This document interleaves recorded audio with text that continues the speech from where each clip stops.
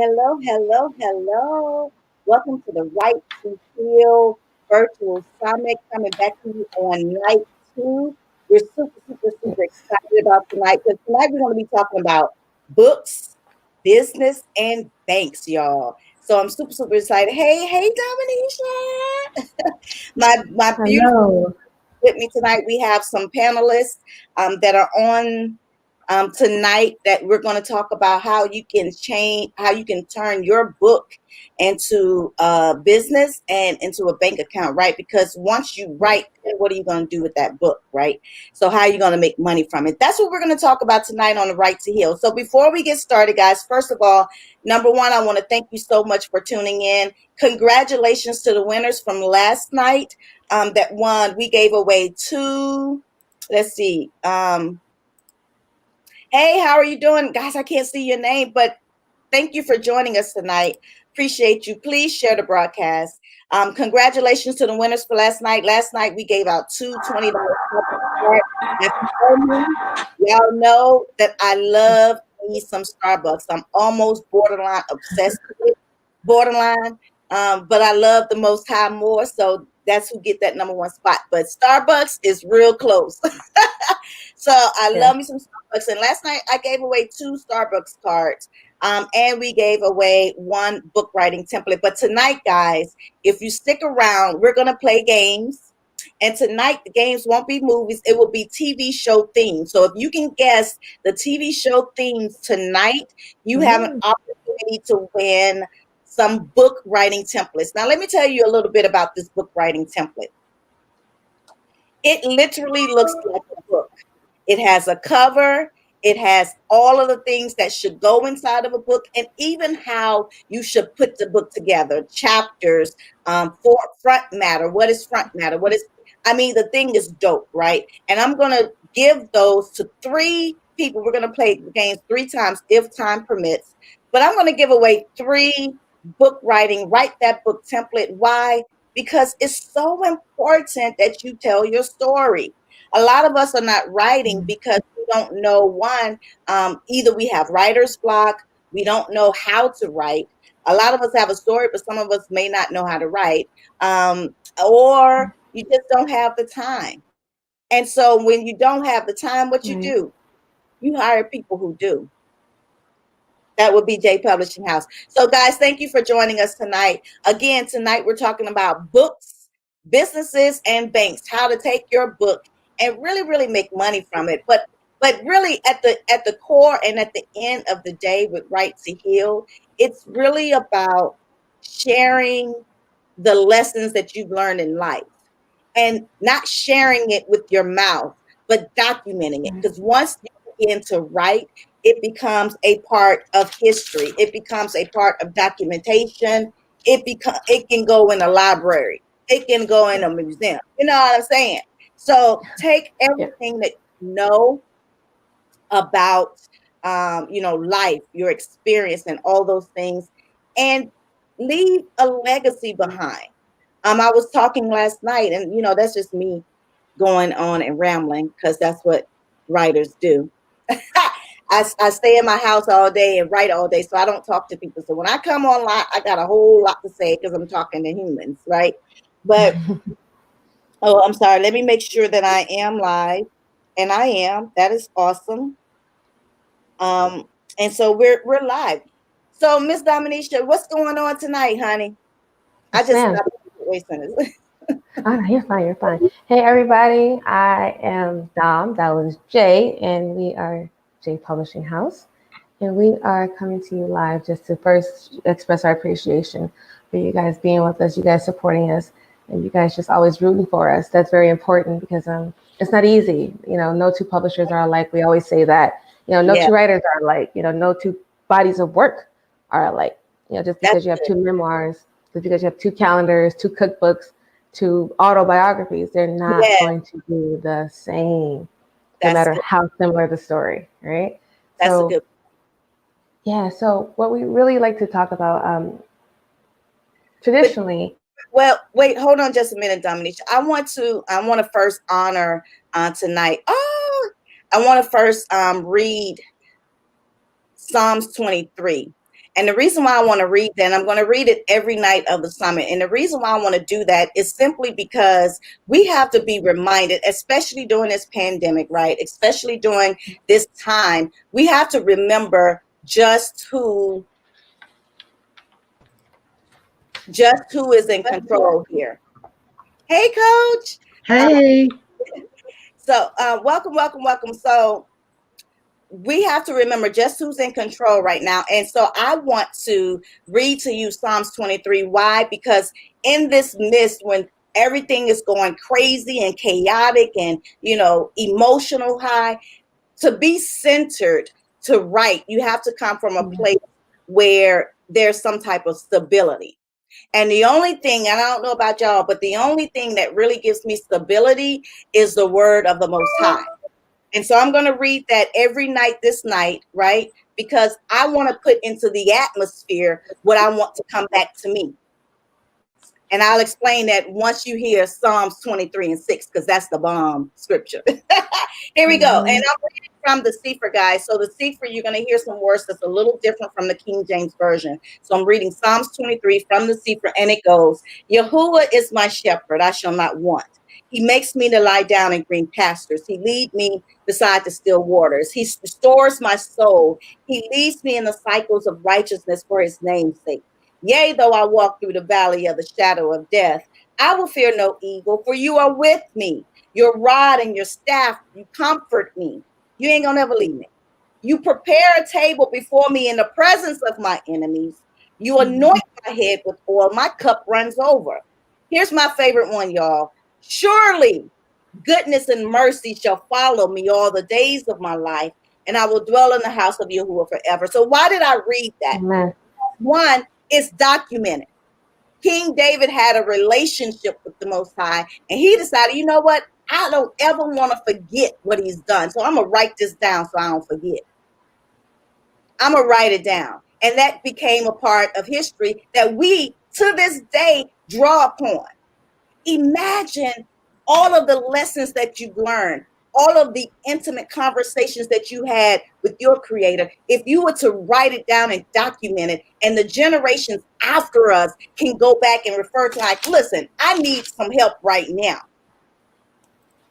So let me go find some help right now. And that's what Psalm 23 did for me. When I need a peace in the midst of this storm, I go to a place where I can find that. And it is written documentation. I keep saying that because it's so important that you write your story. So important. Sorry about that. We got a little technical thing. So hold on just a second. Let me bring on our panelists. Hello, hello, hello. Hello, I'm just getting it together here. Welcome to the broadcast. You busy over there? Yes, it did. So tonight, guys, we're talking about book, business, and business. What does it take? What do you do with your book? And really the process of thinking and making that decision. Yep, it's time for me to finally write this book. And I have some guests that's coming with me today that's going to talk to you. Now, listen, y'all know I talk about Coach Danielle all the time. Boom, boom, gang, gang. That's my coach. I love me some Coach Danielle. But one thing about Coach is, one, she'll tell you how many books she has written, how many books she's inspired. But I can also tell you that not just the books from her hand, she's inspired hundreds and hundreds of books because she teach you literally how to write your book. So, Coach Danielle, welcome to Right to Heal, number one. Thank you so much for gracing us with your presence. I so appreciate you. Oh, you're more than welcome. And she's being nice right now. You gotta be nice tonight, Jamie. I know. I love it though, Coach, because people don't come to see us nice though. When we get together, we clown. Oh, and you're gonna love the game that we're gonna play tonight, Coach. We're playing Guess That TV Show Theme. And for those who can guess the theme of the TV show, you're going to win our signature write that book template. Like it looks like a book. Hmm. Literally, it has a book cover, front, back. It shows you how to write. All you have to do is plop in your content. You're gonna win that if you guess the TV show theme on tonight's. Well, that's not fair because I don't watch TV. Well, Coach, all the songs. Hello. And then Yeah, but I don't watch TV. last night we did movie, but I only knew what movie to do. You told Hoppo to beat me. That's the Yeah, only because I know Silence of the Lambs. what's no, that's gonna scare me. Don't do that sound though. You know the sound he does? Clarice. Oh, That yeah. I don't have a chance to win tonight. And when we play our game in a few minutes, but I want to go ahead and introduce our panelists that are here with us tonight. I'm gonna let my co-host Dominisha go ahead and introduce everybody, and we can just get this conversation started because I know y'all came to hear about these banks and these books and these businesses. Go ahead, Dom. Yes. Good evening, everyone. Again, I am Dom, and we are thankful to be here. We thank our lovely panelists for showing and being here and being part of this journey with us. We are highlighting the 7 mountains of cultural influence, and tonight we are highlighting the mountain of economics, which Coach Danielle Winningham, the extraordinary Coach Danielle Winningham, will be representing. The mountain of entertainment, Mr. Mark Dorsey, the legendary Mark Dorsey, will be representing. Ioka, the author, the publisher, my The girl. minister, all Wait. that. Yes, will be representing our mountain of religion, and Jamie Brewer, who will be representing our government mountain. And guys, a fun fact. So the 7 Mountains of Influence was created in 1975 by 4 ministers. Bill Bright, which is the founder of Campus Crusade, Lauren Cunningham, which is the founder of Youth with a Mission, Francis Schaeffer, which is the founder of Labrie, and Pat Robertson, who is the founder of the Christian Broadcasting Network. And they came to the conclusion that in order for believers to disciple a nation, they first have to, and I quote, affect the 7 areas or mountains of influence that make up that nation. So together, they started a crusade, they started a movement, and they said, we want to be a force to be reckoned with. We want to come and infiltrate these mountains so we can take back our territory and represent who we believe in, which is our creator, the Most High, God, Yahuwah, Yeshua, Yah. We thank you guys for just rocking with us tonight. We thank you guys for being here. We thank you guys for just, we thank you guys for being a part of this journey, like I said. And tonight, we want to start with a fun fact. According to the Writing Exchange and Forbes, they said that between 300,000 and 600,000 authors are published every year. And less than half of those new titles are from self-published authors. And that is because when we discussed yesterday that they lack strategy and the ability to stand out. So there's nothing against being self-published, but when you're self-published, you miss a lot of those pertinent steps. You miss a lot of those other areas and a lot of those other intricate factors that will help get you the notoriety and the presence that you need. Presence on social media, presence on just your platform. So Jay, would you just explain a little bit how the whole publishing process for you started and how you ended up today with Jay Publishing? Ooh, that I'm gonna share that story in like 2 minutes. It's such a long story. It started from my pain. It started from me trying to find a place to put everything that was going on in my head because I felt like I couldn't talk to anyone about it. I needed somewhere to put it. So I started journaling. And then my journal turned into a blog. The blog turned into a book. The book turned into a business. That's it in the short term. But I decided to put it somewhere so that it got out of my head. And once you can take things out of your head, you can rationalize with it. You can't rationalize with all those thoughts in your head. So to put it somewhere where you can actually rationalize and then you can make a decision. Yes, that is true. That is factual. No, that is not. Let me get that out of my life. Just put it somewhere. That's why I love writing, right? But it's more to just what I did was more than just write the book because I never dreamed that I would be a publisher. for someone else. That wasn't my initial goal. My initial goal was let me just get this out of me. Before I hurt somebody, Right. myself, let me do something with all of this stuff that's going on inside of me. And then it turned into a business. And that leads to the conversation tonight. How do you work through what you're feeling, what you're thinking, and create something that's really going to benefit not only you, but your family and your legacy? Make your pain pay you back. You've heard people say that all the time. And so one of the great examples, I know Coach does this all the time, is she writes from, well, Coach, you tell them, what place do you write from when you do? Because you've written so many, to you, like I call you and Dominisha wordologists, right? Because y'all do something with words that normal people like myself don't know nothing about. It's a gift, really. But what do you do in that process of getting your words out and putting it on paper? It's hard to really, well, it's not really hard to summarize. And that's why I've really been able to teach so many people to write books. Over the years, I probably taught the better part of 2,000 people to write books. And I've had webinars with as many as 300 people.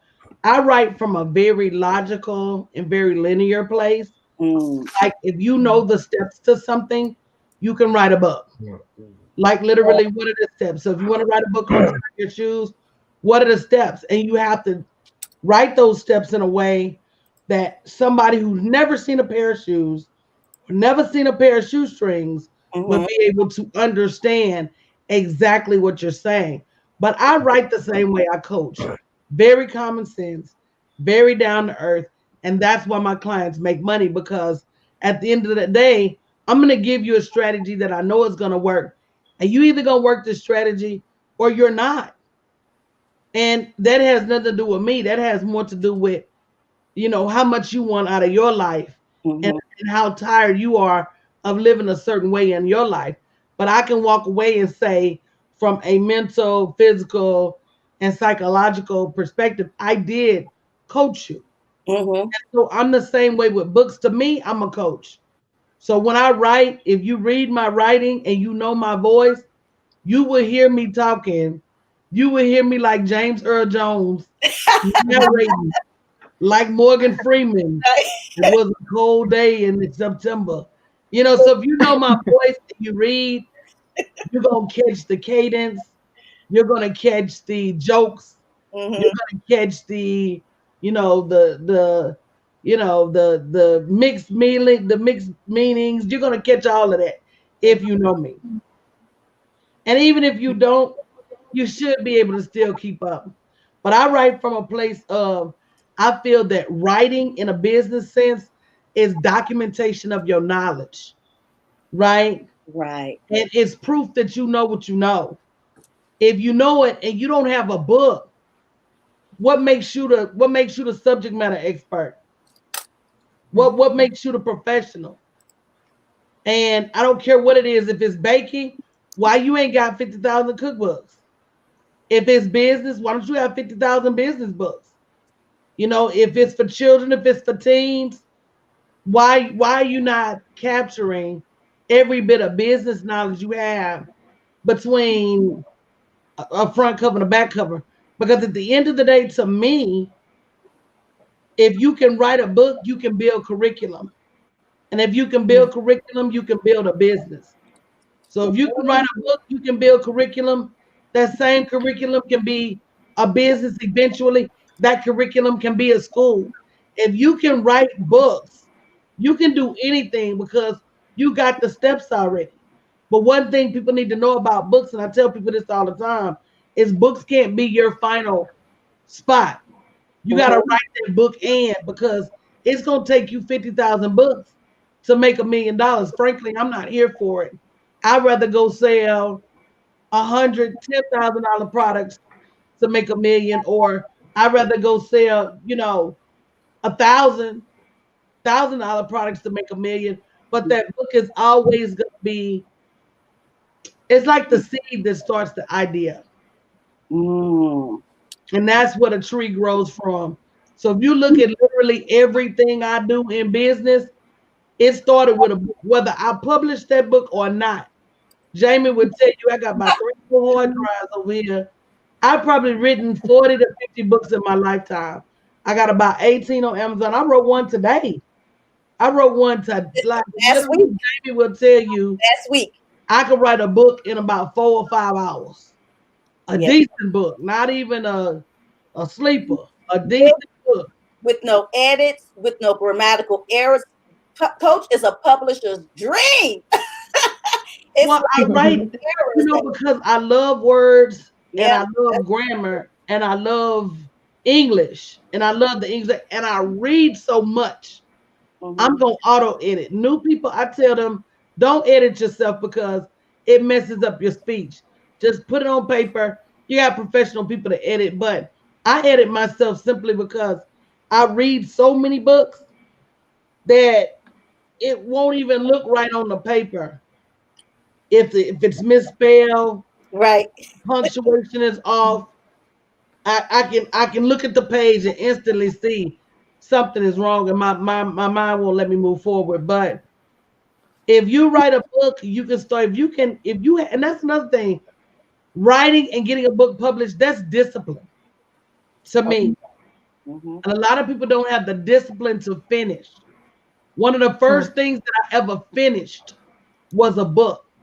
And then finishing that book after procrastinating on other stuff, y'all know I ain't the only one, y'all can nod y'all heads, yes. I ain't by myself. Jamie, Ayoka, Dominisha, come on now. Yes, ma'am. Jamie, both of y'all. So after 40 years Yeah.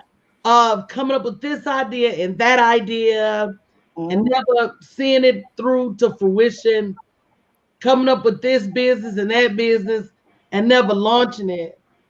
A book was what taught me how to finish. And then once I learned, oh, that's what it feels like, literally had a book signing. We made like $7,500 Wow. at my first book signing. That's how many people I know. Woo. But I did a double book launch Mm. because I came up with the one book. I had like this reading with about 20 of my girlfriends. I told them, read it, give me feedback, tell me what you like, what you don't like. And then I took the one thing they told me was a lot of things you say do in the book, you know how, but the average person won't know how. You need to write a workbook. So when I launched the book, I launched it as a book and a workbook, which literally doubled my revenue. So way back then, even with my first book, I started learning how to make books make money. I'm never gonna launch one book at a time. I'm always gonna launch two. If I launch a illustrated book, I'm gonna launch the coloring book version and the illustrated version. You want to color? Here's a book for you. You want to read to your children? Here's a book for you. So I'm gonna always look. That's another thing books taught me is how to look, how to double and triple your money without doubling, tripling your work.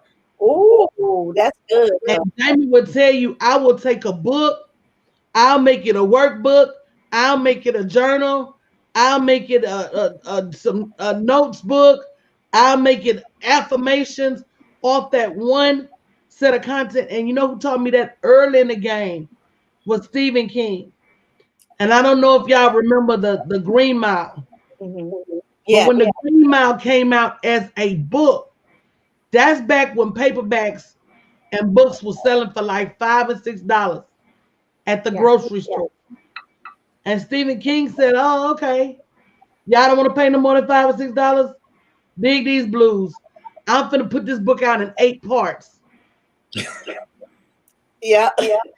He did it, and the book was so good and spellbinding that by the time the next part came out, you was getting off work early to go get it.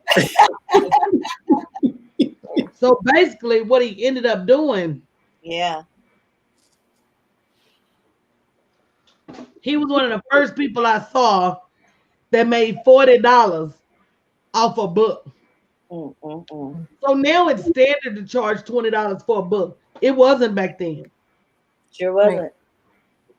Right. So he's the one that Right. really moved the needle on how to charge more for a book without it being hardback, without it being full color, any of that.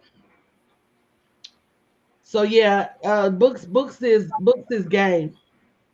What people don't know about books is that the industry is very cutthroat. Mm-hmm. People that run up on Jamie the first time don't realize they got blessed. No, that's not even funny because my first book, Why you say I that? probably spent about $10,000 to get it published. You pay who? My first book, I'm telling you, I ran into these characters and these jokers and these tomfooleries. I need to change my I prices. tried to get it published with, Pookie and Ray Ray. And I went over there with Uncle Julio and them. They didn't act right. Then I tried going over there with Becky and them. Right. They didn't act right. And it was just a lot. But you got to realize too, that was Jesus 2011, Oh, 9 years ago. yeah. The book game wasn't what it is now. Mhm. 9 years ago, you almost had to have Hmm. a publisher to a certain extent. Yeah. 9 years ago, graphic design wasn't as prevalent as it is now. You had to hire a real Yeah. design firm for your logos. If you did hire busting them to do your cover, you may end up with the cover. It's the same cover as three or four other people. Right.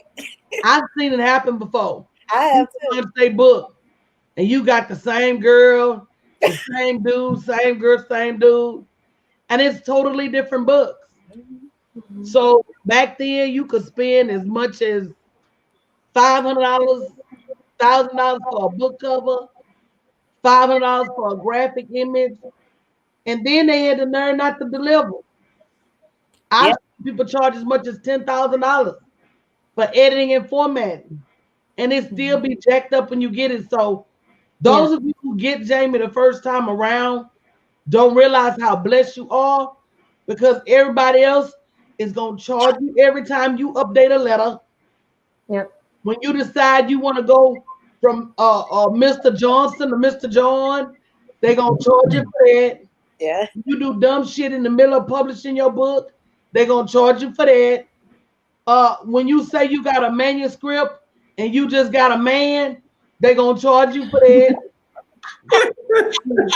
Y'all know what I'm talking about.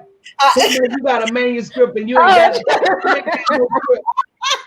You just got a MAN. like, They're gonna charge you. like color. They're not gonna stay on you to publish your book. Yeah. You can give them your money. If you never Mhm. publish the book, they don't give a damn. I'm laughing Right. too hard at that manuscript thing because I see it all the time, and Yeah. it's a lot of y'all out here that's literally just doing it wrong. I want to get you to understand the importance of hiring someone that one is an expert Don't in tell them. doing it. Don't tell them. Don't I'm tell gonna them. tell you why. I'm gonna tell you why I say don't tell them. Uh-huh. People act better when they got burnt first. Mm. Let them spin around out there like toast stuck in a toaster. Some of you smoking and Yeah. extra black. To my, how can you help? And then give me luxury tax for not coming to you first.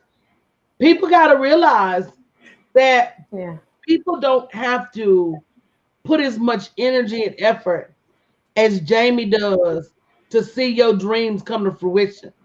If you Yeah. ever work with her, one reason I fool with Jamie is because she published like I coach. Your money is important to me. Yeah. I'm gonna stay on you. I'm about your next level. If you ain't making money, Houston, we got a problem. She the same way as the publisher. It is in her spirit to get your book published the same way it's in my spirit to see you breaking bread. But at the end of the day, if you choose not to do either, Mm, mm. Ouch. Yeah. I'm just saying.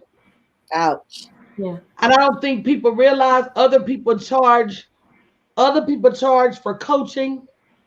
Yeah. Yeah. And that's when she got to call you, you laid in the floor crying. You're coaching. When you scared to Yeah. put your book out. Other people charge for that. Coach, Yeah. I'm just I being probably honest. think I'll be telling you everything. I gotta chase them down for that manuscript. Well, But I've listen, been telling it's your bank account that's going to be affected. And not just bank account, but really your legacy and what you know and documenting that. I'm so huge on documenting that. And speaking of documenting, is it now time for a game? Are y'all ready for a game, y'all? It is indeed. Learning about business and banks and play our first game. Our first game is like you have to guess the name of the TV show theme. Let's see what we got here. Oh, thank you, Tori. That's my client. Thank you. I'm not paying them to say this, y'all. I'm not paying them to say this. So our first game, guys, is you have to guess the name of the TV show. Now, if you joined us last night, you know we had 3 winners. They won Starbucks card. They won the book writing template. Tonight, I have 3 write that book templates to give out, and that's going to help you write or finish your book, but in the right way. You're going to present it to the publisher in the way we like to receive it. It's going to be a real manuscript and not just a man. So if you guess this TV show theme, and my panelists, you guys can play as far as giving out the TV themes. You guys can play too. I don't have to be the only one that's going to give out these things because I only know a couple of I only know a couple. Hey, listen, guys, I'm prepared tonight because last night I only knew one movie, and that was Color Purple. I can go through the whole movie on Color Purple, so y'all would just be guessing Color Purple all night. But tonight I got a couple of themes. I'm only going to give I have 3 of them. Dominique, you have any themes? Any TV show themes? So we're going to sing the theme the best way we know how. Number 1, you can't judge us. Number 1, and if you judge us, you ain't gonna win. Number 2, put your answer in the comments so that I can read them. And the first ones that put their answer in the comments, here's the rules. You have to have registered at bit.ly/WTH Summit 2020. The link is at the bottom of the screen. It's scrolling, right? You have to be a registrant in order to win the prize. But guess the TV show. I'm going to make sure I'm not missing anything. Jamie, leave me alone, Jamie. Jamie, I brought this cup for you. I always bring out big cups for Jamie because me and Jamie, we're scribes, we're writers. And so we love talking about coffee cups. And so I always bring out the big ones for you, Jamie. So, okay, y'all ready if you're ready for the first game, you're ready to guess this TV show theme. Say, put a 1 in the comment box. Put a 1 in the comment box if you're ready to play the game for your chance to win. Write your book template. Put a 1 in and I'm getting my voice ready. Y'all have to guess this TV thing. But I don't see no ones. You see ones? You see ones, Dominisha? I see 1-1. You see 1-1. I need more than Only 1-1. 1-1. About all my good voice and singing lessons. Those are 3 ones, Jamie. All right, there we go. I see the ones rolling in. Sorry, all right. They're coming in. Yeah, they rolling in now. All right, let's go for our first TV show. Okay. Y'all ready? And you know what's funny thing? You got to guess it, even if I don't even get the words right, because I guarantee you, I don't know all these words. I'll be making them up because the theme sounds of this. Y'all ready? All right, here we go. Theme number 1. Come and knock at our door. I need to go to that. We'll be waiting for you. We'll be waiting for you. Where the kisses are.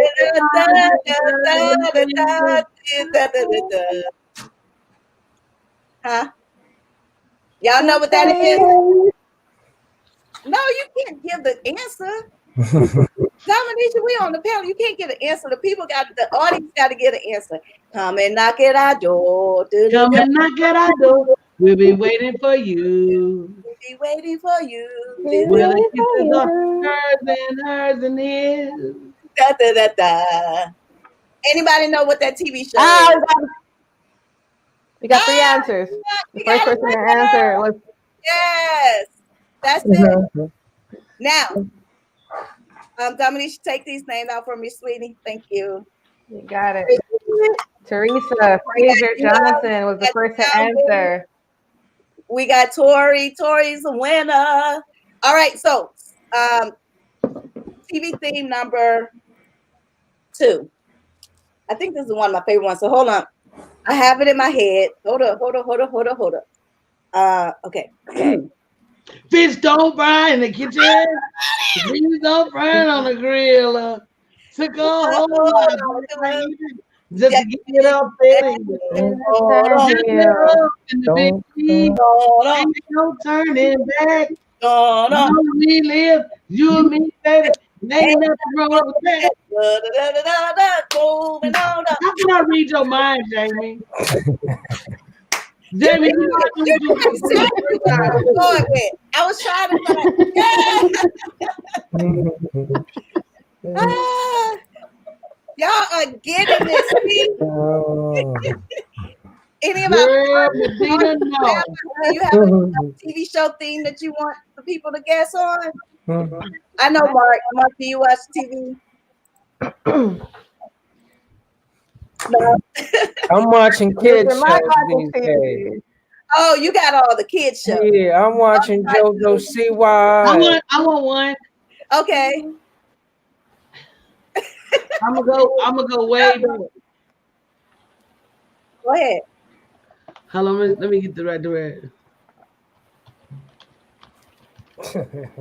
I was trying to think that. And then there was one. Anytime you need a payment. Don't they say payment? Anytime you need a friend. Anytime, da, da, da, da, da. That's all I know. Da, da, da, da, da, They guessed that one when you did the other one. Oh, Temporary layoff.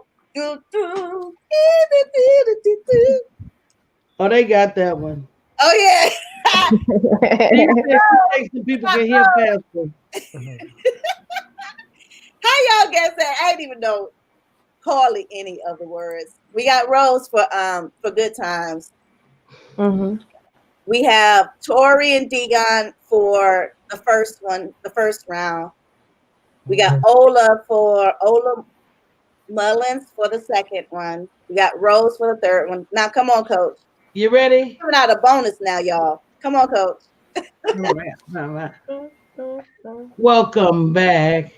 Your dreams were your ticket out.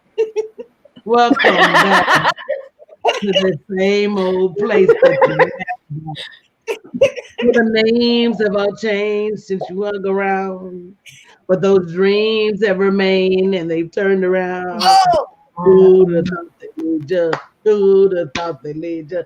Here where we need you. Everywhere we need you. We're teasing them a lot because we got them on the spot. Welcome back. That's a good one. Mm-hmm. Yes. We got some. That was a good one. That was a good one. Somebody got it. That was good, y'all. So how y'all like our game time? Y'all like that? Y'all like those games? We like All right, let's get back to the conversation, y'all. Now wait a minute now. Can I say something real quick? Yes. Because I am who they said I am. Yes. I'm sitting up here talking about how can we make this a board game? This shit kind of fun. Put the lyrics to TV shows on cards and have the other team hum the lyrics. Yeah. Blank out the words of the name of the show. Yeah. And guess who's the first team that can guess. So y'all take turns. People get up there. You perform for both sides. Uh-huh. You can't say the name of the show or any words that are in the title name of the show. But good. Girl, that would be a bomb. I'm calling TV sitcom sing along. I like that. I wrote that down. I'm gonna figure out. Guess what? You can do. I hear Jamie over there humming Self and the Son. He got that lyric to it. Donna, Donna. But I can hear him. I can hear. That You know, was it. that would be a bomb ass game. Woo, Would that y'all is play that scary. one? I would play that. I love charades. I love anything. Yeah. Anything with words. Really, Uh-oh. I love all the word games. That's good. And as a matter of fact, I'm thinking about how I can visually put that into like a journal, like a self-care journal. That'll be good for a game. To kind That'd be good for a board game. that'll be great. And guess what you could do? You have age ranges. You got the 40s and up because you know we gonna remember some stuff. Right. we can do 80s. We can do 70s. You know we're gonna remember Lou Ferrigno, the original Hulk. We're gonna remember To my David. David Banner. Yes. You don't want me mad. You don't want me to get angry. You don't You want don't like me when I'm angry. you don't like me when I'm angry. Oh man, I used to What's the Bionic Man name? I don't know the Bionic Man. Bionic. You don't remember the Bionic Man? What was his name? Steve Austin. Steve. You did that, Jamie. He's the original Terminator on the code. Oh, yeah. See? But all of these were books, guys. All of these were books. It was all written somewhere. It was all an idea of someone that, just like Coach just came up with this idea with the board thing. It started with an idea, and once you put that thing on a piece of paper, it becomes stickery. That's what I call it. Gonna be more say. Yeah. She had a crush on the Hulk, fool. The green one? Did you have a crush on the Hulk or Lou Ferrigno? Oh my gosh. Because he was money green, that's why. He wasn't. He was puke green. He was Jamie. And he might have been ash gray. Because back then we didn't have no HD TV. So in my house, all black and white. He was a little bit. He was great. Lighter than charcoal.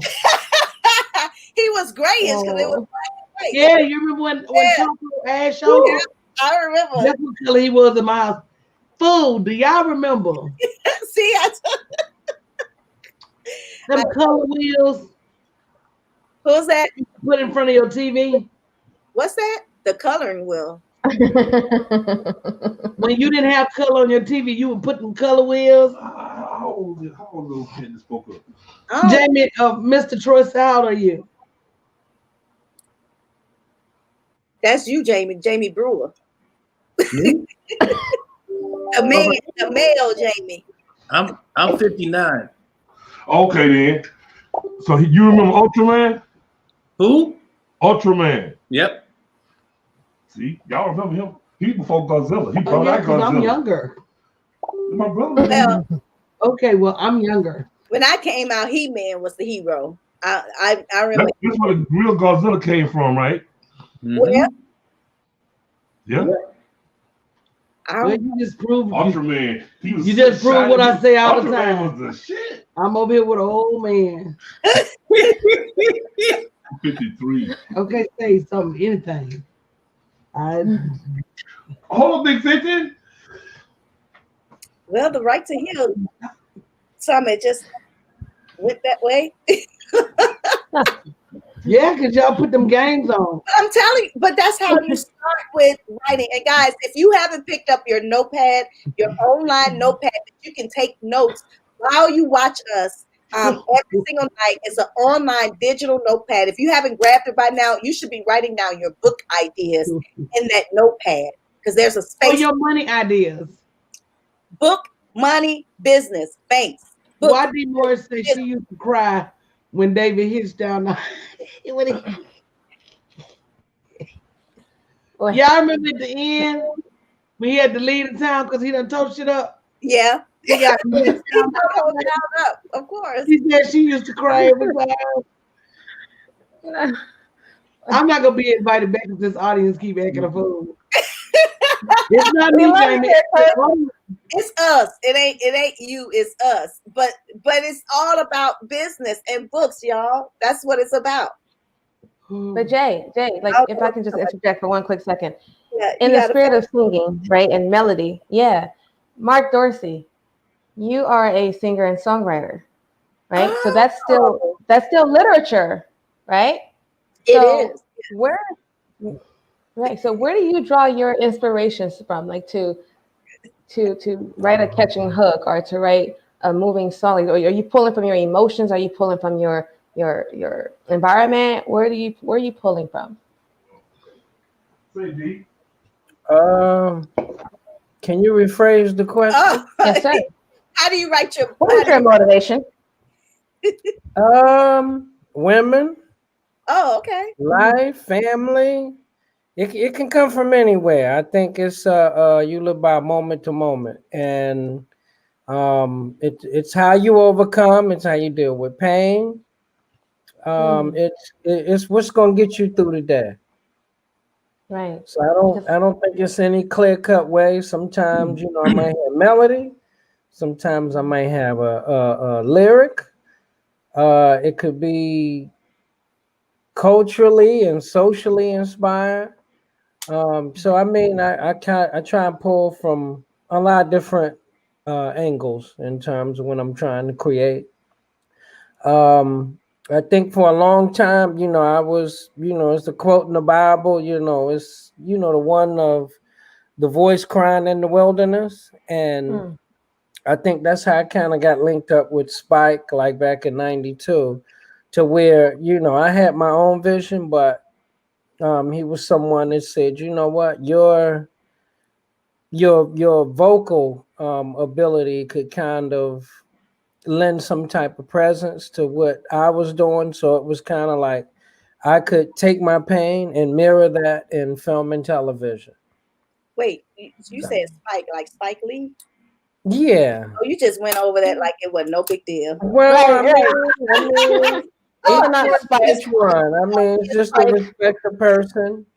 I've been blessed in my time to like meet good people. I met Dominisha.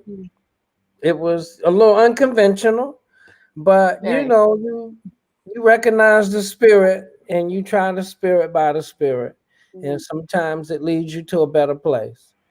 And he was someone that I was fortunate enough to work with early on, and I could credit him with I'm still able to kind of work today because of Yeah. people I might have worked with along in their travels, that have empowered me and also enabled me to kind of be who I want to be in society.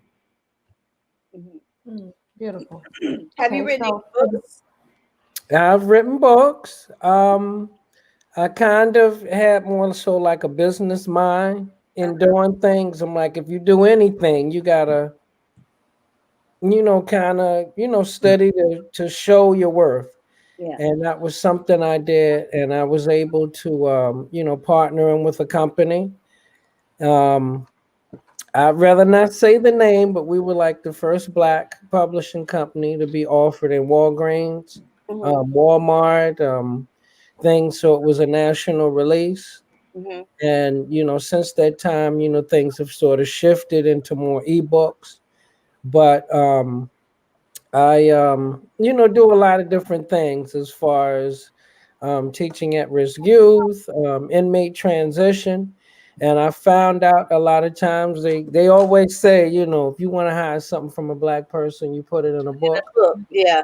And a lot of the inmates, a lot of people that had a hard time growing up, they had stories to tell. Hmm. And not to throw another name out there, but I did some work with Jay-Z, and a song that I was able to write with Pharrell, and things of that nature. It was called Fallen Soldier, Oh and wow. that was kind of my premise in working. So these fallen soldiers that were incarcerated, they had stories to tell. And that was my way to kind of like, you had a lot of youth on the street. They didn't in their stories, people say they didn't like to read.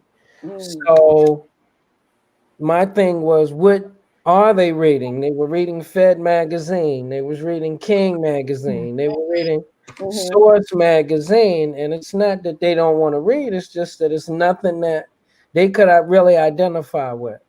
yeah.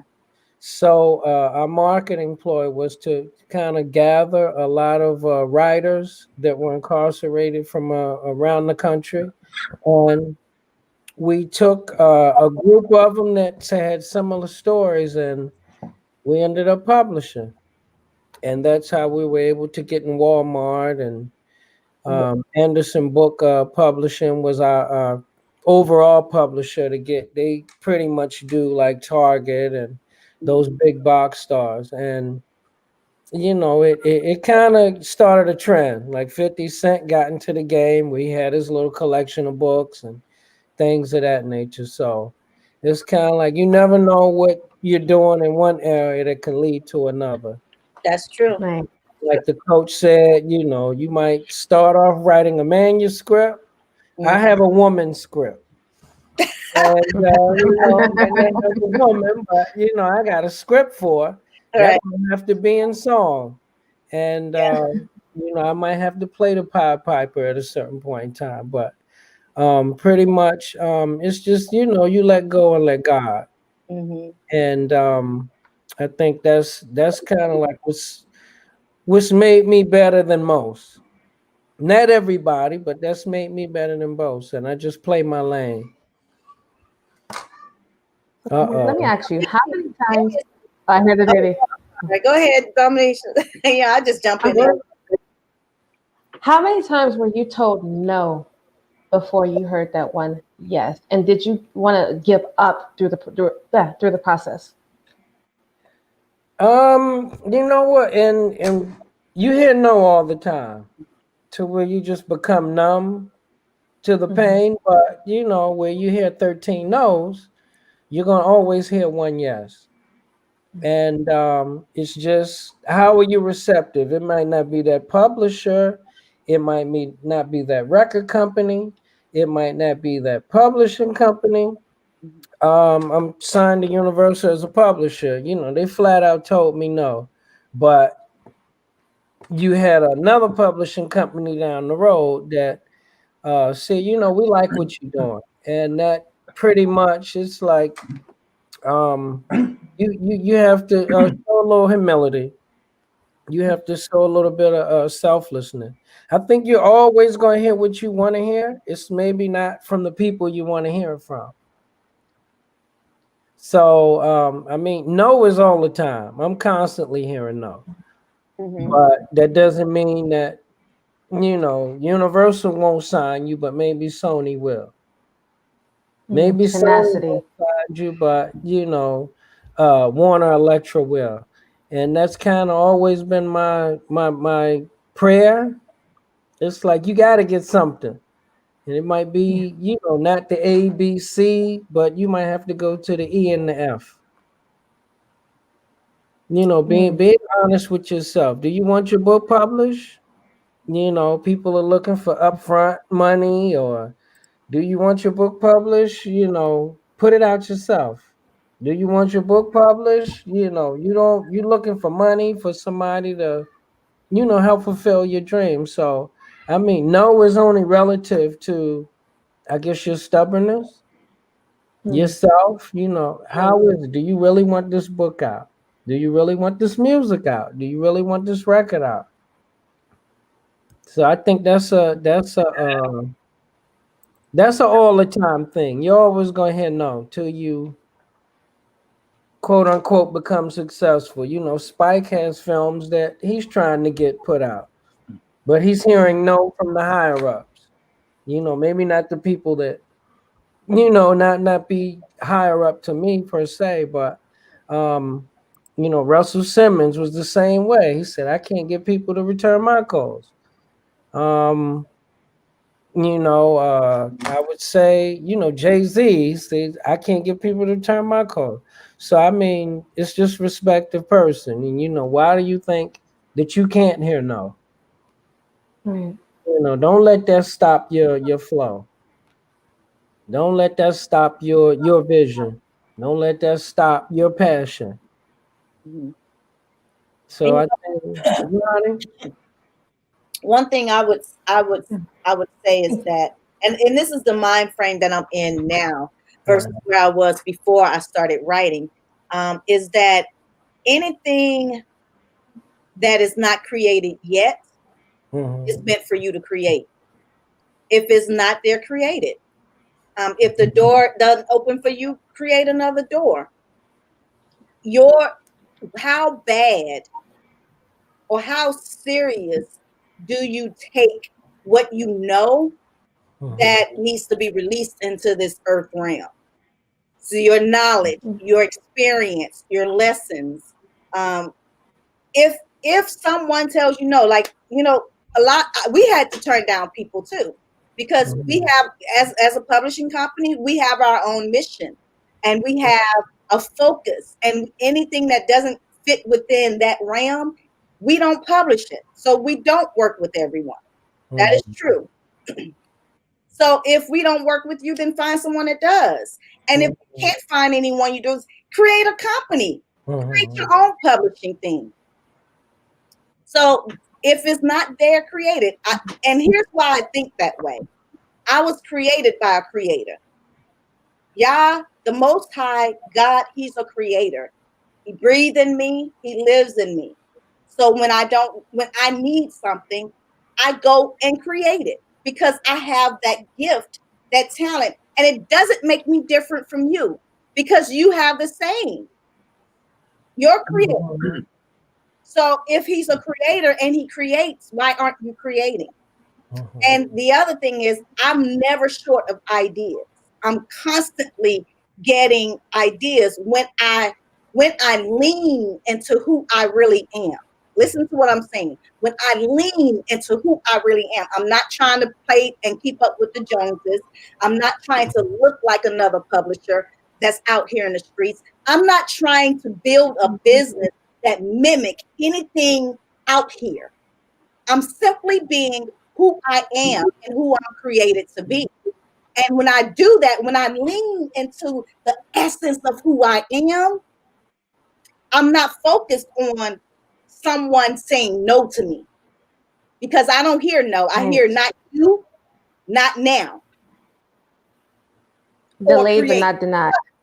Three things: either not you, not now, or create it your damn self. And that's the mindset that I'm in, because I'm leaning into who I am. So Jamie is also another one. Jamie is one of my clients too. And Jamie also he's a road traveler. He be on the streets. Jamie, you don't do the band thing anymore, do you? Not since COVID. Oh wow. Yeah, Yeah. COVID slowed a lot of people down. Oh yeah, it really affected the music performance venues. Pretty much shut down. They've resulted to virtual concerts. Wow. Yeah, Mm. That's different. I saw that where they have they're like in the middle of this room and they have all these screens around them where people are watching, and it's like, oh, that's super weird. Like this is where we're going to right now. it's not the same. Yeah, it's not the same. But you also wrote a book, and I love your book because this book, and you can tell them more Yes. about it. This Mhm. book literally opens so many different opportunities for you, Yes, and it's even before continuing to you do so. released it. Yeah, even before you released it. So tell the peoples what your book is about, Jamie. Well, my book is about it's about wow. A bird. Yeah, but it's not really about a bird Right. Yeah. as much as it is about a whole bunch of other things I'm finding out. It's Mm. Yeah. it's about relationship between people. It's about a relationship between parents and children. Yeah. And it's also a relationship on how to communicate and meet the other individual on a level to where you can communicate. And so basically, my story is about a bird that I found in the backyard, and it was a fledgling. So it had been either trying to fly and fell out of the nest, or was pushed out by the parents. Yeah. So, I'm going out in the back, and I see this little fledgling chirping at me, and it's looking up at me, and I'm like, wow, doing the baby bird talk. I call it chirp. Its own language, right? And so it just stayed in the corner. And then eventually what I did was I took a branch, a long branch, and put it underneath its feet, and it hopped on. Mm-hmm. And I said, wow, I held it up to me and started talking to it. This is just something I do, Mm-hmm. And because I love animals, I love nature. And the bird was chirping, the little bird was chirping, couldn't fly. And so I decided to take it, put it in a box, and keep it. And so the whole book is about how me and this little bird connected until it was reunified with its parents. Because I took the bird and during the day, because it wouldn't eat anything, and I just decided to put it on the back porch in a box on a branch I built for it. And the mother, Mm-hmm. and I think the father too, flew down with food and fed the bird right in front of me, and then flew back away. And I was just blown away. Yeah, I was blown away. And so this happened for 3 days, and a lot of little adventures happened between me and the bird. And I decided, I was like, wow, this is so much like foster care. Mm-hmm. Because you get a kid and you don't know its background. Mm-hmm. You don't know what abuse that has happened or trauma that's happened in its life. Mm-hmm. And so you're basically starting from square one on how to connect with this child that you have no history of. They don't know you. So I had to find what I call a branch to connect, just like I did with the bird. So I wrote the book about branches you can use to connect with your foster children. Mm-hmm. And some people read it and said it works with my own children. Yeah. So I wrote the book and I presented it, and a lot of great things have happened, and a lot of greater things are going to happen after in 2021, because I just recently won a scholarship for the book from my my foster care agency. Wow.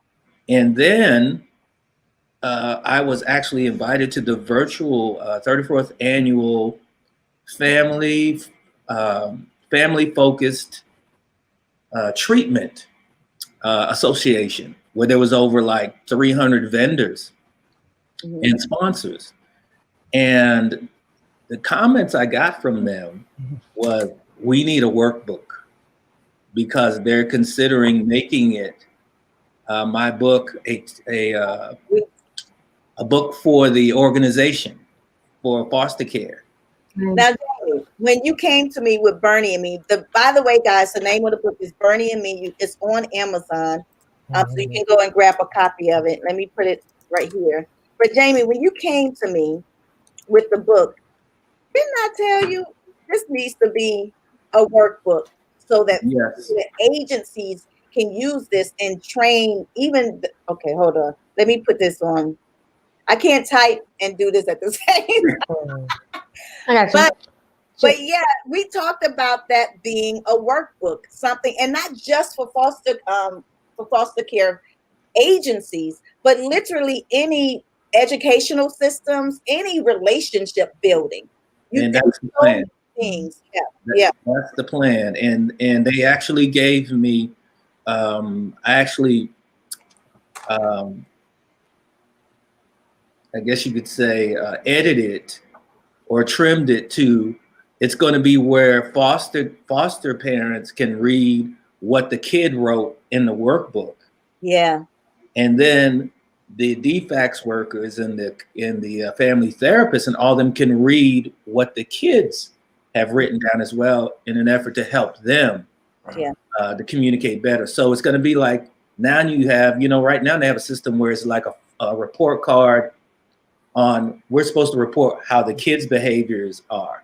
Well, now the kids are going to be able to write their own report card on the parents. I love that. Yeah. Yeah. So that's going to happen in 2020. They want to set up virtual tours and, book signings and all kinds of things. Yeah. Beautiful. That's awesome, because what Bernie and Me does is it gives the children a voice. It gives the child a voice. Oftentimes the adults are always talking over the kids. We don't really listen to them. Over and, just do as I say. I'm grown. Just do as I say. But we don't listen to, and kids give them so much, not just energy, but they give you a lot of, there's so much communication in the way they move, in the way they behave, and it's not surface. You have to be able and give them a voice. I love that about Bernie and Me. So I'm really super excited to be a part of that journey. Yeah. Yeah. Most parents don't realize the kids are telling you what their needs are. Mm-hmm. You just have to use every branch possible to find out how to communicate with them to where they trust telling you what that need is. Mm-hmm. And, they can't be cured. They can only be managed. You can't fix a foster kid. You're not there to fix them. Right. You need to communicate with them, give them love, give them the attention they need. I promise you, there's a currency there that they would latch on to where you can communicate one way or the other. That's been my experience. That's great. Yeah. So you guys, Jamie took an experience that he had with a bird in his backyard. I need one of them branches, Bernie. Foster kids can wait. I need a branch. Yeah, I find it with every kid. It's a natural gift, but no matter who the kid is, no matter what they're, I get kids that come out of the hospitals that's never been in homes before. And I always hear, you were able to hang on to this kid or communicate with this kid where nobody else could, and I get kids who, they never see any of the signs that they said were the problems with these kids. They're like, you didn't see any hostility in this kid? No, I didn't see it. So you're like the kid whisperer. Yeah, exactly. That's exactly what it is. That pet whisperer, you be talking to them cats and birds and I'm telling you, yeah. And so, I'm able to share that with people, no matter what the issue is. Truth be known, some of these kids aren't ready to go in homes too. And they have to accept that. Some of these kids have such severe traumas, they're not really ready to go in a family environment. And sometimes the branch is a hospital or a place where they can learn under one roof how to relate to people before they go in with a family. And we've got to accept that we can't make this about money or business or anything. If it's really about the kid, you have to put the kid's interests first. Well, I'm definitely glad that you're in that field, Jamie, and that you're going to multiply more Jamies in that field, because we definitely, that's an area that's really a tough thing to talk about. I have experience with it, and so I know the law and all these things that really is not in place for nurturing that communication between a foster parent and that foster child. And often, even though they say it's made for the kid is the one that's missing out on that development, on that compassion, on a lot of things. So, so thank you. I'm so glad that you're in that field. And I was really excited about Bernie and Me, and I just knew it's just way bigger than a book, guys. It really is. It's indescribable. Wait. So Jamie, I have one question. Go ahead, Dominique. Sorry. Jamie, can you let us know how you transitioned into authorhood? Was it just one day you said, self, go forth and write? How did that come about? Wow. Well, let's sum that up real quick. Uh, I like to write. I didn't realize how much I love to write until I saw some old Facebook posts, and I'd say, "Dang, that's a book," you Yeah. know. And then I met Coach about, I don't know, about 5, 6 years ago. I started following Coach, Wow. and Yeah. Coach was aggressive. She was like, Mhm. you need to write that book. I'm like, can she see me? And it's like I started listening to her so much, she got in my head. And Yeah. it'd be like, I was like, wow, this woman is amazing. And then Jamie posted something. And I said, okay, it's time. It's time. I got so much writing here that it's time for me to write. And Jamie, something she said in a video, I just couldn't get away from. It was like, I can't go nowhere but to finish this book. So I contacted Jamie, and I had some ideas written already. I had Bernie pretty much close to written. And I said, Jamie, I got this book. I reached out to her, and the next thing you know, Jamie was the one. And I was so pleased with the product, so pleased.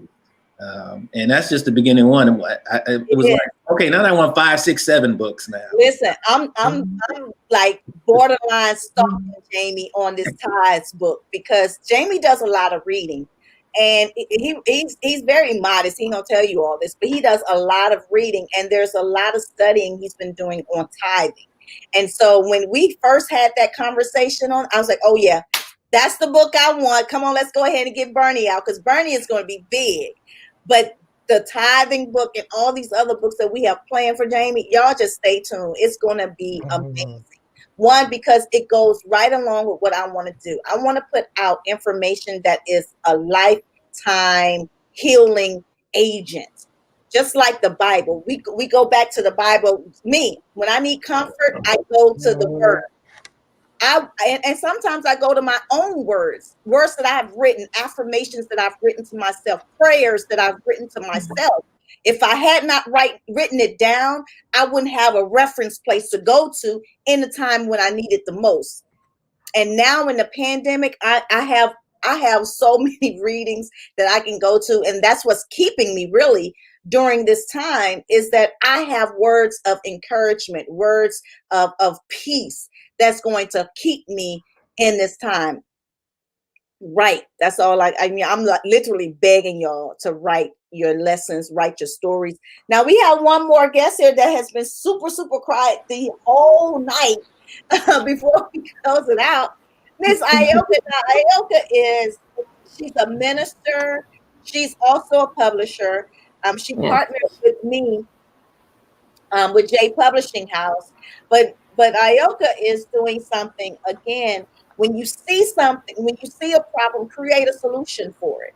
And with her, she noticed that ministers, they prepare all week long for a 45-minute sermon, but they have way more than 45 minutes of lessons and teachings and things and scriptures that they probably don't get a chance to present it while they're in that pulpit. And so all those messages, words from the Lord are just sitting there on their notepad. Well, I was like, well, listen, what are we going to do about that? Right? I'm going to let you tell it. I'm going to let you tell the story, Ioka, about for ministries and for ministers and what you did for them. Hi, good evening, everyone. So yes, I as a minister and as a church administrator, it is so, I won't say frustrating. I think it's kind of mind-blowing the amount of work that pastors and teachers put in. I mean, they work all week long. They are laying on their face, they are praying, they are fasting, they are writing notes. They put the work in, and then to present it on a Sunday morning or on a Tuesday or whenever the services are, to present all of that work in about 45 minutes, which may or may not be remembered 30 minutes after the message is over. Mhm. I think it is so much value that we waste, because Yeah. honestly, I've heard some great messages. I couldn't tell you what half of them are, or 90% of them are, off of my memory. I have no idea. And what we want to do is take all of that value, all of that, wow, it's so, I mean, life changing, soul changing, turnaround value that's written, that's inspired, that's, given, and really, really, I guess you want to say immortalize it. Just make it so that it's the book. Put it down, put it where everybody can see it, put it where it can be remembered and referred back to. And there's just so much value that we just leave. And I'm not even just talking about the monetary value. I'm talking about the soul value and the That's the good. needed spiritual value that's just left on the table, because that shouting music and that dun, dun, dun, dun, dun, dun, Oh dun, dun, boy. that's not at Right, home. right, It's not at home. Look, I ain't heard it since February. Okay, I ain't have a good dance, a good shout on since right. February. So I'll tell you, I could use a good word right about now. I don't know about anybody else, but I could really use a good word right about now. And you know, I would love to get back some of those messages that were preached last year, even earlier this year, before church. And we just want to be able to now go in and take those notes and take those videos and really put it in those books, put it in the books where it can be categorized. It can be in your library, in your church library, in your home library, and really be able to um, have resources for everyone. Be Yeah. centralized in one location. See, you're a word. Mhm. Absolutely. Is that part of your ministry? Mm-hmm. I just liken that to like late '90s. I got an opportunity to work on a project with a prominent pastor at the time, T.D. Jakes, Mm-hmm. and he kind of took that same Hmm. thing with his satin sheet slide series. Mm-hmm. So was that kind of like a Yes. norm in terms of what you do and how you do it? Because that was, he had a fight with like he had signed to Island Records, and they didn't think he had a market, and he said, you know what, print me up, a certain amount of copies, and I'll sell that through my congregation. And he sold something like over 100,000 books, in addition to a CD by certain artists that would kind of vocally illustrate what he had written. So I just, my question was that kind of like a norm now within the ministry to kind of do a book or maybe an album or a stage play or something like that to kind of like cross promote Well, things and what you're doing. it's definitely not the norm. I That's why. wouldn't say I think that that's it's why. a norm. Yeah, yeah. Go ahead, Ayota. Sorry, I I was just gonna say I wouldn't say it's not a. I wouldn't say that it's a norm. I find that larger churches will step further out than smaller churches, but um, I think that um, many have left things on the table, or may not even have realized just how much work that they have to do. So it's also just knowing the value of all of those notes, just going back and looking at the value of all of those notes that's already been done. Um, I don't think that it's necessarily a norm, but it would be great if it was. I think you can create that norm, and I think that's why we decided or coming out with this program now is realizing the pandemic helped us realize that what if you can't make it to the church building? What if you're unable to, if to catch that sermon? But it's not just that sermon, because what is presented in that 45 minutes, however long that they preach, is not the totality of the sermon. It's only a portion of it. We want to capture the whole message. And so if there's a way for them, it's like creating an online bookstore for churches. There are some churches who have bookstores, especially the larger ones. They already have bookstores. What about the smaller ones? What about the home front? Right? They don't have a place to not just categorize or archive the sermons, but to bring in residual income for that ministry that will also go back into the ministry. So it's Right. so many different ways that you can do it. But for Ioka, she focuses specifically on those ministries that don't have an online book, that don't have, access to their sermons, CDs, all that online, the digital stuff mostly. Right, Ioka? Yes. Yes, I think COVID has literally forced us to Mhm. think outside of the box and outside of those four walls.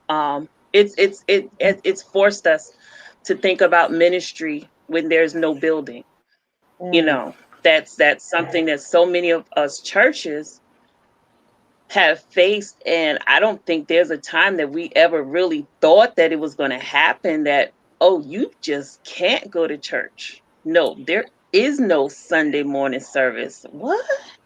I never heard of such. What do you mean? Oh, I don't have a choice. I Accessibility. mean, it was one thing if I chose not to get up, but now I can't get up and go. So one of the things that even in my church is it's just, keeping that engagement with the members, when we're not meeting every single week. And so being able to have members to be able to go and find a video or find a book, pertaining to what's going on in their life is valuable. It's so valuable now because even the human touch, we don't have that. You know, we don't have that right now. And that's another thing about going to church that we, just thinking about, like, okay, so what if, something's going on? We might have been led by the Spirit at one time to go and lay hands, but now we can't do that. So where that personal touch was, that's where this comes in now. Now we can get inside the home, we can get inside the rooms. When someone's crying or when someone's in the house by themselves, now they can access everything that's needed. Can I add something? Yes, sir. I'm just itching over here. I know, like, oh Lord. I don't mean to cause no problems. When they start off like that, Yeah, I seen him rocking back and forth. I said, here it comes. when they have to start the conversation, I'm not going to start a problem. It's going to be a problem. Come on. It's gonna be a problem because that's how I roll. It's all right, JB. Let's go. But you ever know, let me just start it off like this.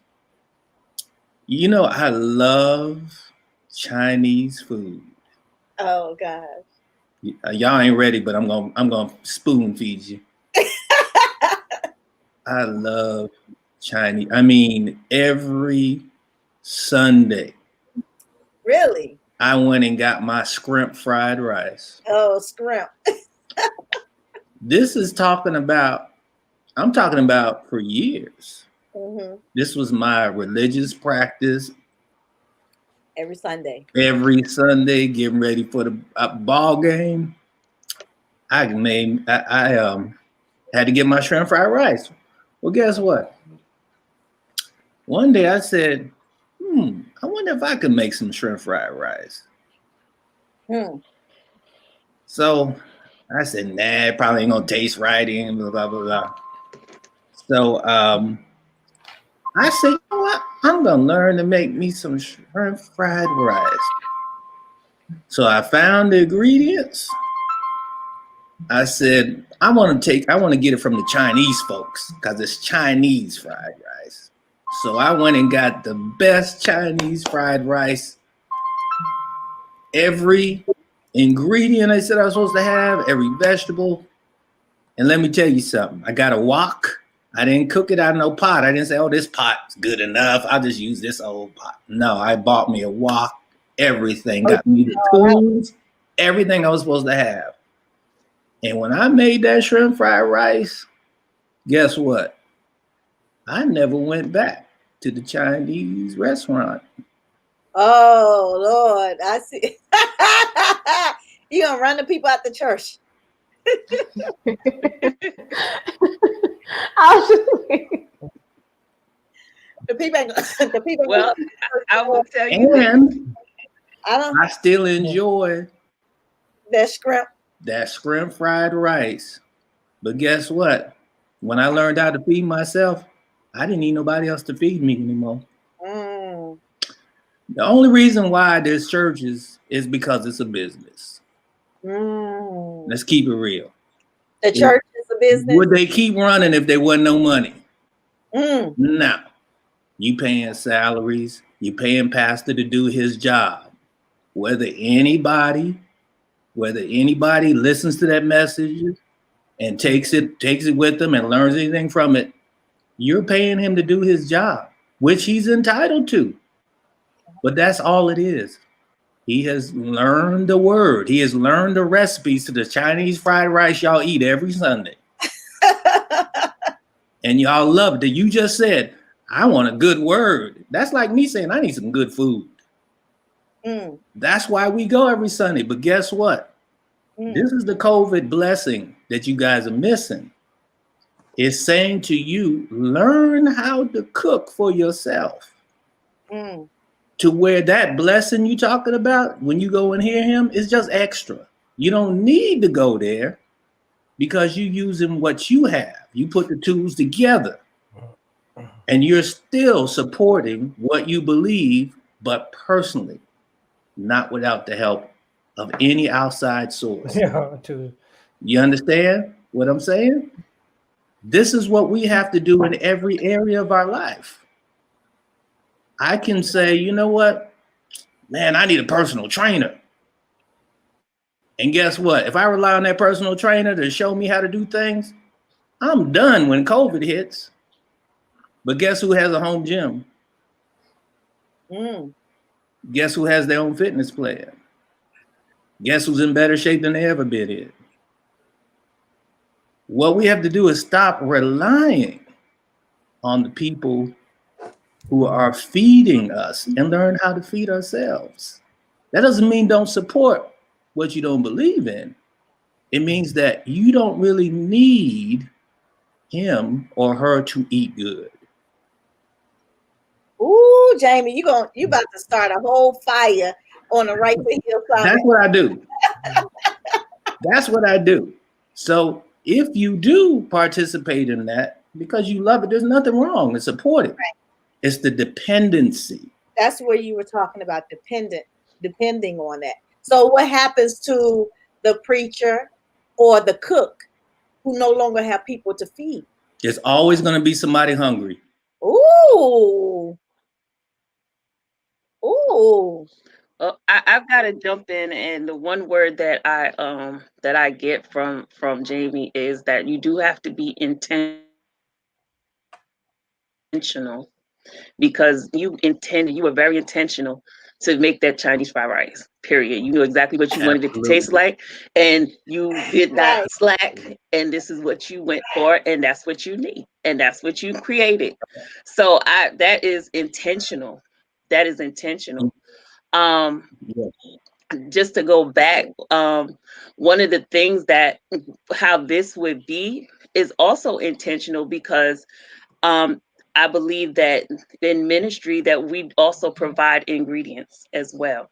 Absolutely. So sometimes it is the breakdown of the word. It's the it's the, I wouldn't say the interpretation, because it's if we're into ministry, we do believe that it's a living word and that it applies to different situations according to to what mission is. So it does provide ingredients. Sometimes the word the services and provides the ingredients that you need. to get through something. However, like I said, we're not inside of a physical building, but we still want to be able to provide those ingredients. But I do agree, it does have to be intentional, because there are still members Mhm. Yeah. that always had an excuse of why they could not show up on a Tuesday, why they could not show up on a Sunday. I have to work. I have no ride. Guess what? They still not on Zoom. They still don't log into Facebook. So it was intentional. So, there's only but so much. If you just don't want to eat, you just don't want to eat. You might want a reservation in the restaurant, but you just don't want to eat. So if you don't want to eat, I Yeah. can't force you to eat. It's Exactly. there if you want it. And if you don't Right. want it, that's fine too. Right. But And it's intentional. But most of the people come into that church. Excuse me, Jamie.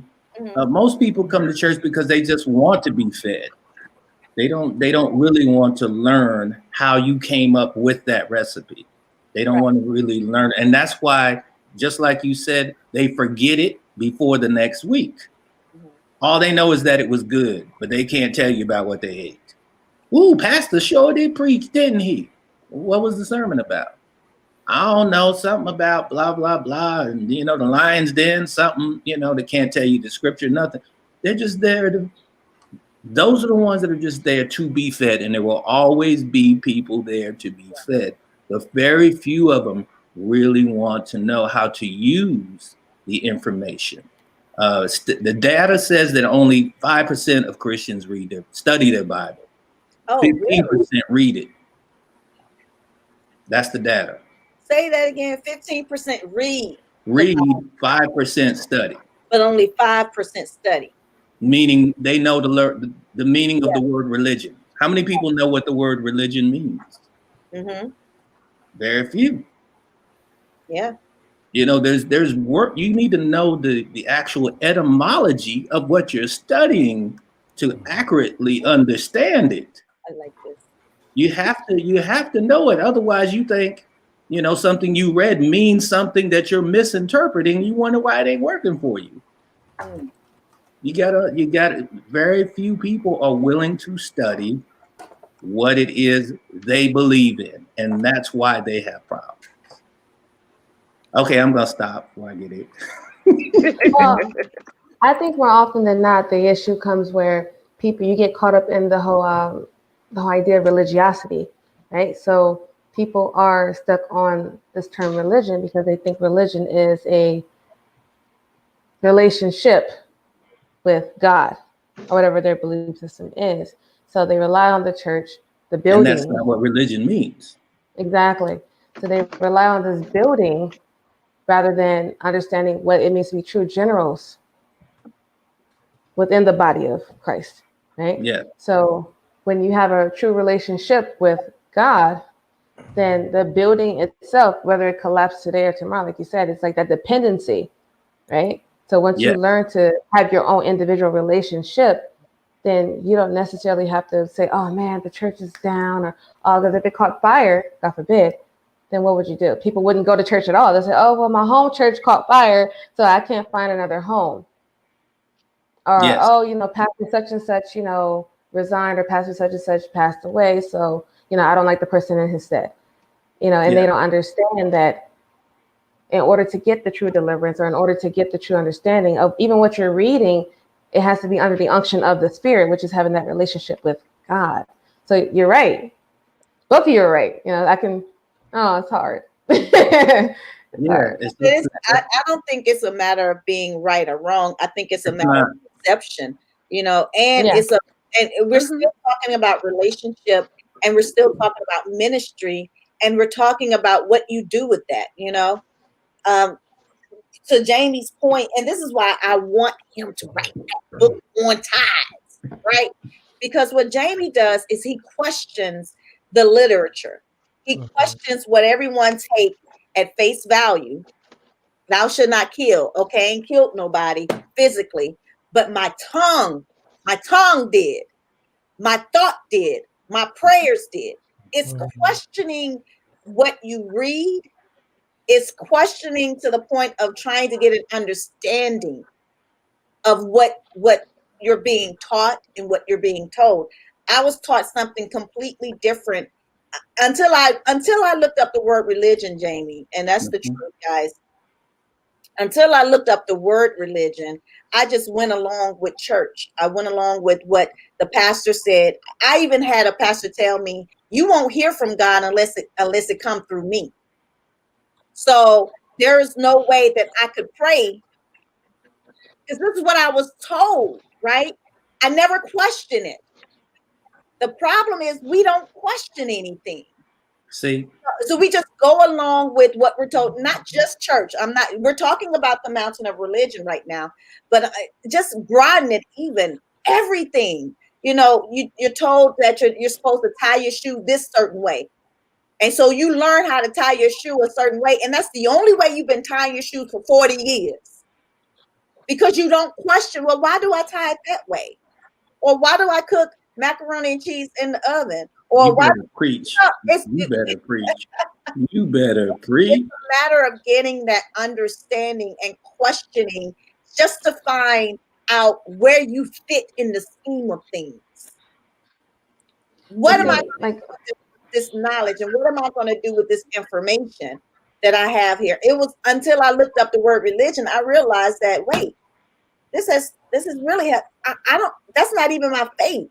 Religion and faith, two different words. And I had a friend tell me, because I didn't question it. I said ignorantly, I said, well, religion and faith is the same thing. And he said to me, well, if it's the same thing, why isn't it the same word? It's clearly something completely different. Completely different. Yeah. Yeah. And, that was. And just to add to what you just said, some people don't realize that sometimes the bondage that you have is created by the knowledge you possess. So if you have a certain amount of knowledge, if your knowledge is limited, then that means you're binded to the knowledge that you know. It's like saying, okay, if all you know is your addition, how are you gonna settle problems that need multiplication? Right. Yeah. So you've got to actually expand and not allow knowledge to cripple you, because it can be a form of bondage. And then you've got to trust your heart. All of us are unique. No fingerprint is the same. That should tell you something. Man, that is amazing. No fingerprint, no person. There will never be another you. How are you going to fit into a template? Right. It's impossible. Yeah. It's impossible. So you need to know that something is very unique about you. So what works for sister so-and-so ain't gonna work for this sister. And what works for this brother ain't gonna work for that brother, because we're all so unique. How many different singers do you see out there? You ever notice that there's some singers that you know the identity within 3 notes? Yeah. Them are the ones that learn to cook. Right. That's good. That's good. They don't sound. Somebody say you sound like T.D. Jakes. That ain't a compliment. It's not.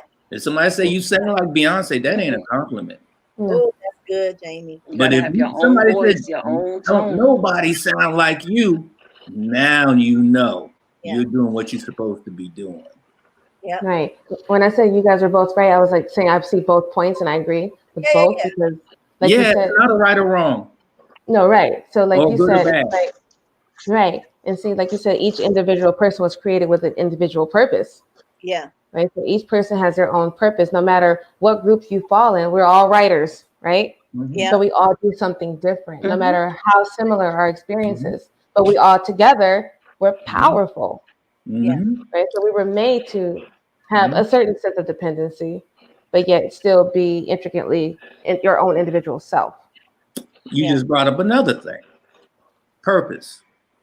Some of us spend the rest of our life looking for purpose. Absolutely. When they just need to do. Look inside. You know what comes naturally? That first thing. Ooh, I sure am hungry. And then you get down to the refrigerator and you say, what am I going to eat? I do that every time I wake up. But if you just realize you just need to feed yourself, then that problem's easy to deal with. Yeah. So something in us tells us, just our natural connection with the divine tells us what it is we want to do, and then we reason ourselves out of it. I did it myself. Yeah. I knew I needed to read this book. Oh, I ain't got time. Oh, I ain't got the money. Oh, I ain't got this. I'd rather do this. I don't want to do that. Mm-hmm. And look what happened. Right. You give an excuse rather than a reason. Yeah. When the whole time, if I had just written the book when it came to me, you need to write that book. Yep. Yeah. I probably would save 7 years. Yeah. Wow. Yeah. Wow. Yeah. This is what happens to all of us. Yep. All of us. Indeed. I shouldn't have dated that person. 9 years later, you saying, I knew I should.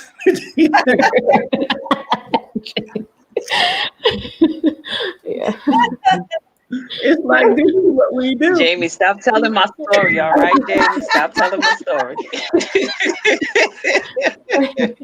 Right. Yeah, Jamie, mind his business. They just like to heal. Right. I like to help my people. I really do. I know I took a few years, but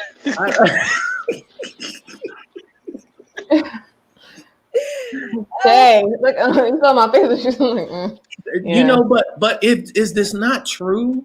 Yeah. The truth will set you free, though. Man, so free. Isn't that powerful? Whether people like it or not, But it's scary. That's why it was written. There you go. You said as it. instruction and our doctrine to encourage us, go learn the truth and liberate yourself from the bondage, from the strongholds. And it may not be pretty. No, it never is. No, it's like a child giving birth. It's like you giving birth, you know, it ain't pretty. What it goes through, what the woman goes through, and the actual birth in itself ain't pretty. But look what comes out. That beautiful child. Oh, knucklehead. Yeah. That knuckleheaded bad child that's going to stress you out for the next 17. Right. I got a 24-year-old over in the next room right now. I'm and like, he's still your baby. Still my baby. Forever.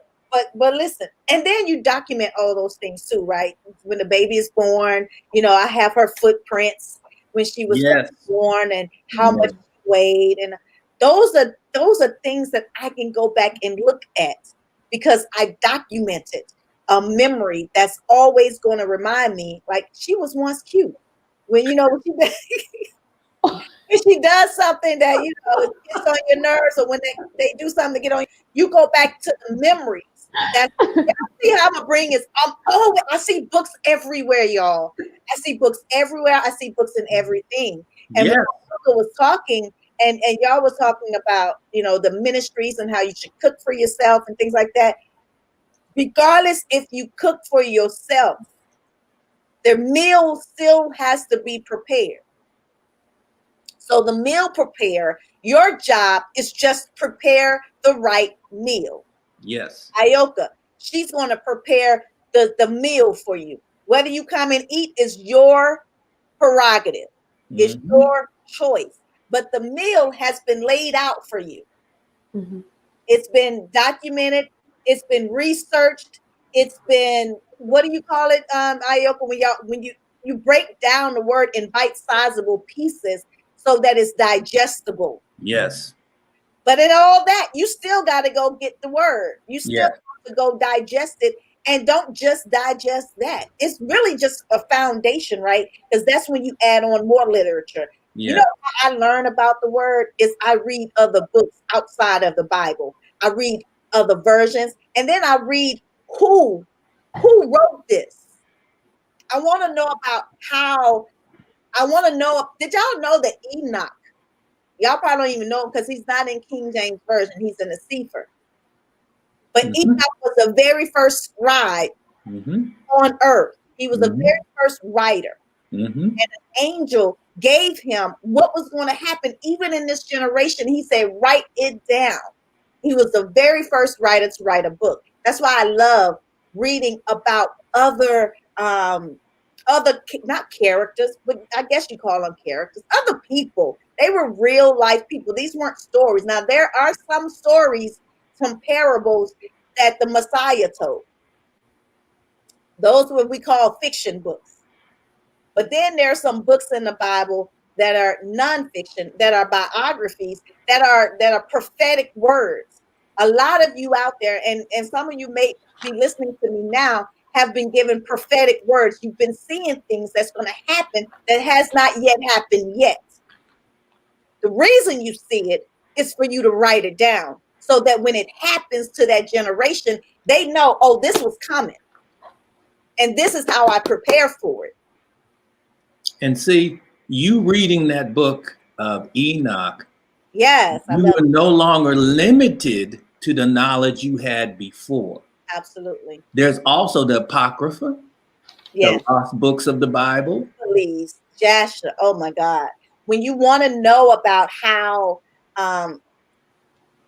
when you want to know about the time that we're in now, Yes. about the holy days and how they came about, y'all Christmas and y'all Thanksgivings and y'all Mother's Day and y'all Hallows Eve and all these things that you celebrate that are really idol gods, and it's witchcraft.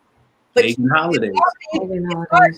I just broke something on Right to Heal that some of y'all gonna like turn right off because you're so engraved in celebrating these holidays they told you was about Jesus Christ, but it's not Jesus Christ the Messiah.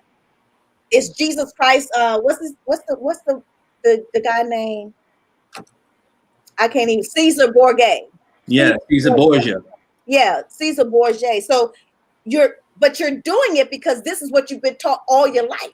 Limited knowledge. Every Thanksgiving, family get together, whether you hate each other or not. Most of y'all hate each other, but y'all gonna come together on Thanksgiving. You gonna come and sit at the same table of the uncle who raped you because somebody told you and your grandmother told you, the matriarch told you, family stay together. Uh-oh. Preach. Preach. Started something, Jamie. You always starting stuff. See what I do? We've been going on for like almost 2 hours now, guys. It's time to cut this off. But I thank you guys so much. I love it. Come back. Jamie the instigator. Just talk about these things of really searching why you do things. What's the motive? And like Ioka said, is what's the intention behind what you do? What's your heart behind what you do? Because that's really, when I read to you earlier about Psalms 23, that's the cycle of righteousness, what we're talking about, the intent behind what you do and why you do it. So, and that's, again, religion is a huge influence, a cultural influence on everything that you do. Everything. You just can't get around it. But if you understand and question the norm, question why you do it. If your grandmother, your mother, if they tell you this is how it is, why? Where did that come from? Where does our culture, where do we come from? I was told, and I grew up all my life thinking that I came from slavery, that my family, my ancestors were slaves. Well, but you didn't go back before that transatlantic slave ship hit you didn't go back. Like, where was that before? Where were we before that? At the beginning of time. And it's all written in that thing you call the Bible. It's the culture. It's right there. Some of it. You got to go back. You got to go back to some more. Again, it's documentation that was written hundreds and hundreds, thousands of years ago. I found a manuscript that was like 1800s, right? And it was talking. So it's amazing what you do with books. That's why I love books, and that's why I need y'all to write, because 100 years from now, I want someone reading about what J Publishing House was able to do while we were here on this earth. So that's all I got, guys. Tomorrow night we have married couples night, right? It's going to be couples night tomorrow night. We're going to continue the conversation on how you can literally build a book business within your own family. Like, why not have the kids write a book? Why not have grandma write a book? I really want grandma to write a book because grandma got some stories of times that we don't document and we just forget. You know, my family owned land. Never knew that till my great grandmother turned 99 this month, October. Yes, this month. 99 years old. Right. That's all I'm saying. Right. So I'll see you guys tomorrow night where I'll be pestering you again to write. Thank you so much for joining us tonight, guys. We love you and see you tomorrow night. Same time. Bye, guys. Peace. Bye. Hold on.